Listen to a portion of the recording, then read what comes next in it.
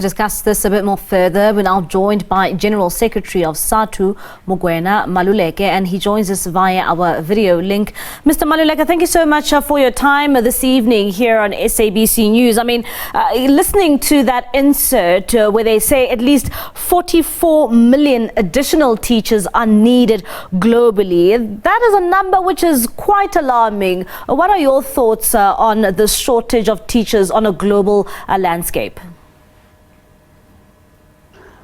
Thank you so much for having us, and good evening to your viewers at home. And indeed, our view as a union, it is that this is quite impactful because when we don't have enough teachers globally, it means that there's an impact on the economy, there's impact on health, there's impact on everything, because education is a catalyst and it's a game changer. So if we have this number of teachers that we need, it would mean that we need to act quite quickly to address this particular shortage and act decisively to ensure that the number of teachers we bring in the system are relevant, and therefore they will be able to be sustained and be retained in teaching. And I know when it comes to South Africa, we are facing a different phenomenon when it comes to teachers. But looking at it from a global point of view, do you think that there is even enough capacity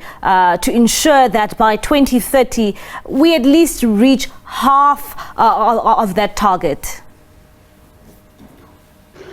Well, I can say that when you look at Africa, it does not mean that we don't have the resources and the potential to be able to employ the 15 million that is required in Africa, because that is 1/3 of the global shortage of teachers. But also, when you look at the world, is that if we were to channel the resources in terms of the finances from war and militarization, we will then be able to have teachers globally being employed because they are available. It is not that they're not available. Like the minister has said, in our country, from time to time, you would have many of our teachers who are trained say that they're not being placed, they're not being employed because preference has been given to Funza Lishaka. So basically, if we are producing 24,000 teachers and we are only able to employ 11, it would mean 13,000 teachers are out there every year and they're not being employed. So we can be able to arrive at the 44 million teachers if there's a political will, and if the austerity measures are stopped all over the world, and if we react positively to the needs of our children, and that should be informing all of us to say this is the future of our children, and therefore we've got to do that. It's quite alarming, I agree, and therefore it looks like it's a big number, but obviously if you look at the number of students that we have, we need those particular teachers, not today, but yesterday. What would you say are the big challenges which are facing the education sector in particularly South Africa? We're hearing the minister saying that, well, there are teachers who are already trained, but we can't place those teachers because there's no space for them. The first challenge, obviously, is whether we have a skills audit that informs the universities when they are training the teachers. Is there any dialogue between the basic education and the higher education department to inform the universities in terms of what skills are we looking at, and therefore what requirements are there for the teachers that they are recruiting? One would then be wonder on whether Funza Lishaka itself, is it relevant? If the very same Funza Lishaka cannot be placed, and many of our students are not being placed. So the minister is talking about engineering, he's talking about new subjects that are supposed to be offered in terms of the 3-stream model.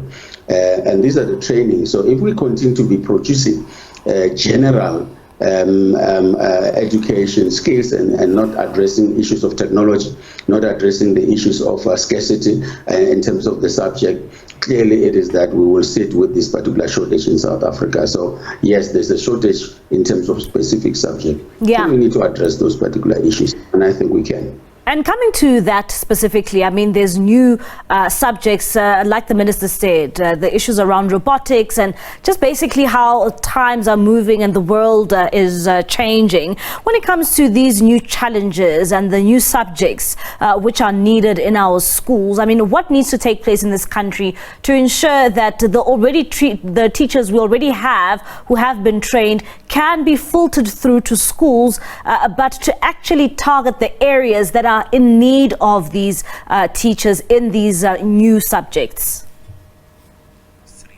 The teachers in our schools, they know exactly what is required, and therefore they can inform policy direction.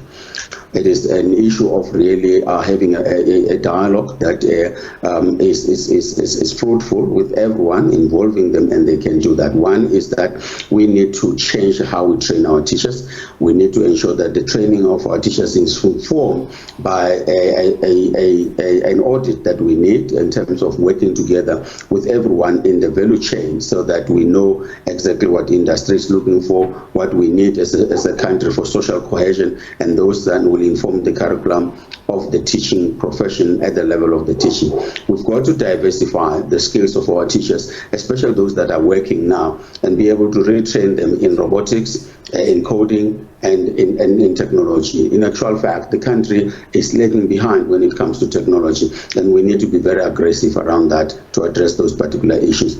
We need to retrain our teachers in terms of the languages, in particular African languages, so that we have a very rich, developed African languages in our country, so that our learners in grade R or grade 1 are then able to access cognitive thinking, higher level of thinking and problem solving using their own languages, instead of being burdened by a language that is not of their own mother tongue.